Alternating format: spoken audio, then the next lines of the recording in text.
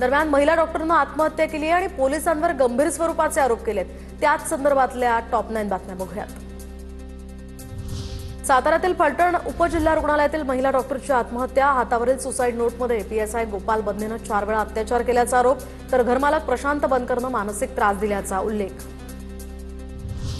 फलटणमधल्या महिला डॉक्टर आत्महत्येची मुख्यमंत्र्यांकडूनही दखल। आदेशानंतर सुसाईड नोटमधील पीएसआयचं तत्काळ निलंबन।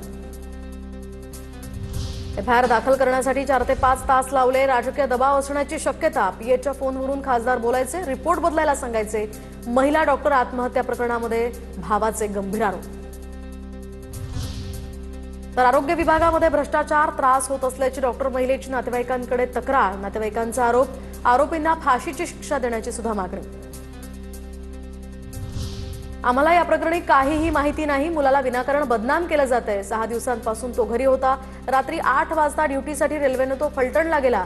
गोपाल बदनेच्या आईवडिलांची प्रतिक्रिया।